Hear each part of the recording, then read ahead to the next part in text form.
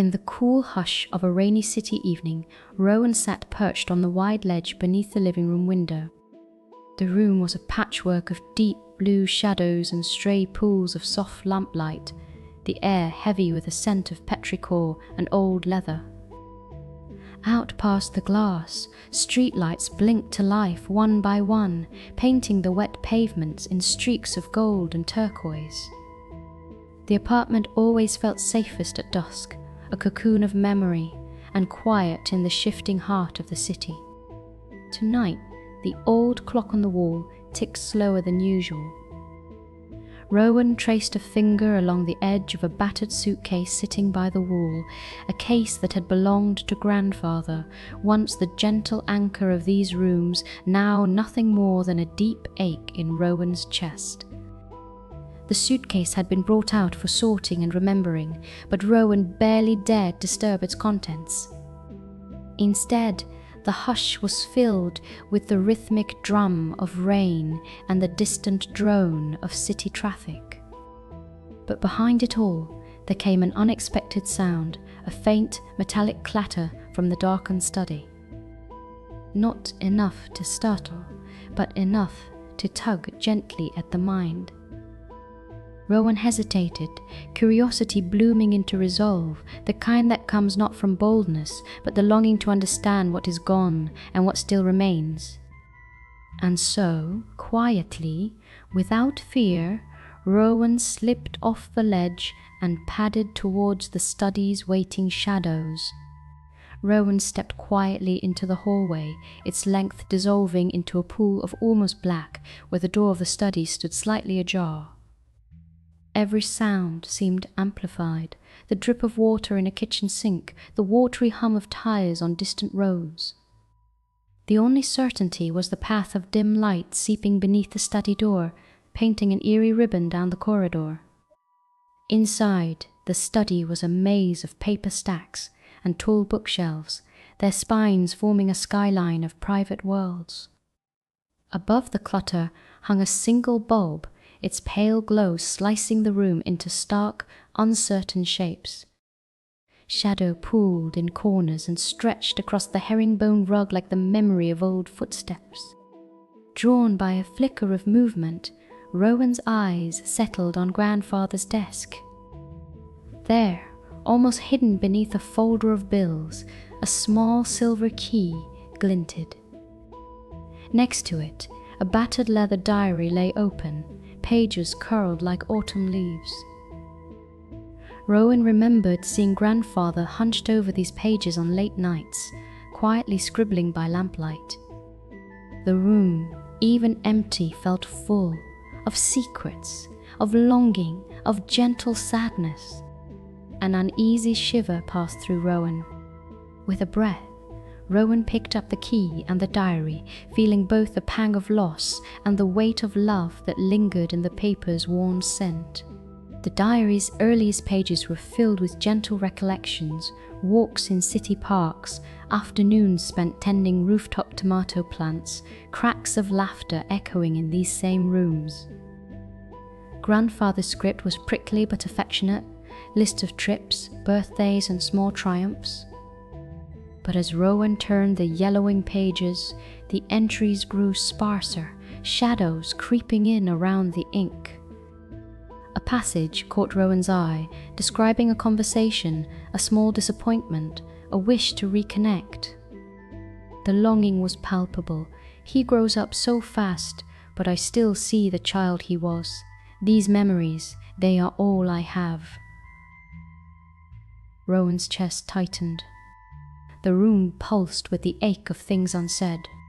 Further along, an entry shifted the tone. Some nights I feel less alone. Sometimes I see a shape in the doorway. Is it you, my lost love, or only the lamp's trickery? I wish I knew. With trembling hands, Rowan read on. There were sketches of doors and keys, snippets about shadows moving in the half-light, and small mysteries, an echoing footstep, a scent of jasmine that appeared only at night. The study seemed to darken, the lamp now threw the corners into a velvet gloom, as if inviting Rowan to linger on the threshold of memory. A sudden gust of wind rattled the window pane. The lamp flickered, its light flickering in and out like a pulse. Rowan's gaze was drawn to the blackened corner by the wardrobe where the shadows seemed to twist and stir. For a breathless moment, Rowan glimpsed something, a shapeless presence, a gentle warmth, indistinct but achingly familiar. The air felt charged, as if someone were whispering comfort from just beyond the edge of sense. Steeling nerves, Rowan pressed deeper into the memory-haunted room.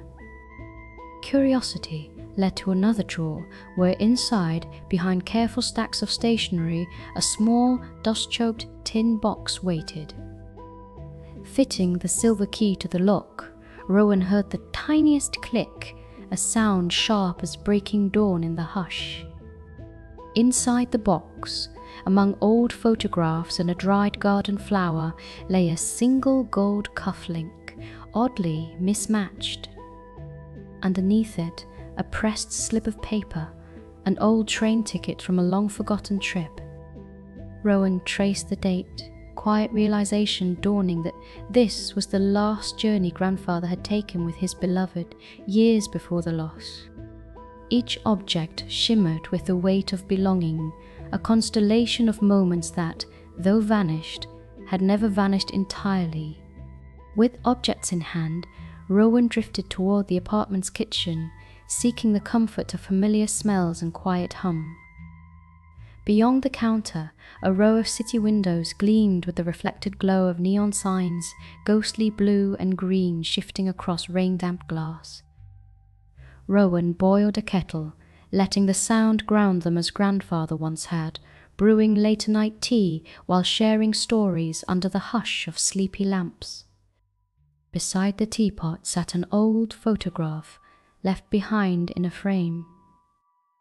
Grandfather, laughing amidst a crowd outside a university building, sunlight shining sharp across coats and gentle faces. Rowan smiled, a bittersweet ache threaded with warmth. The puzzle of the diary and the key had not revealed any sinister secret, but rather a story of presence, of how love lingers even after voices fall silent. A breeze slipped through the kitchen window, stirring the pressed flower on the counter, carrying the faint scent of jasmine and rain.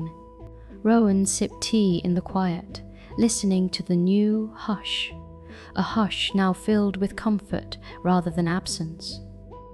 It seemed, for the briefest moment, that the apartment brightened, as if shadows hesitated before crossing the worn rugs and bookshelves.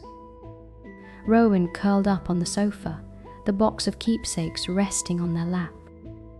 With a gentle heart, they turned once more to the diary, letting memory and love move freely between the lines. Each page read was another step closer to grandfather, and to understanding the enduring glow of kindness and longing left behind.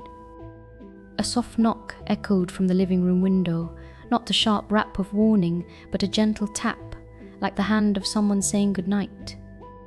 Rowan glanced up, just in time to see a shape, a fleeting ripple, moving past the glass. Perhaps just a reflection, perhaps something more.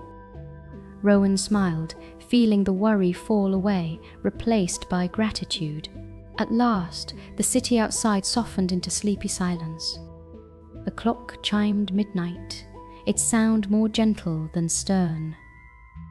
Rowan gathered the diary, the golden cufflink, the pressed flower, and set them carefully in the suitcase at the foot of the bed. As Rowan slipped beneath the quilts, comforted by the familiar weight and scent of home, the apartment's shadows seemed less sharp, more like the kind you find beneath favourite trees on a summer day. Rowan's eyes fluttered closed. The last thing they saw was the patient blue glow of the city beyond the window, as if some gentle, unseen light was keeping watch. Tonight, Rowan had wandered through memory's noir-lit corridors and returned safely home, holding close what mattered most, that in every darkness, love leaves a light softly burning.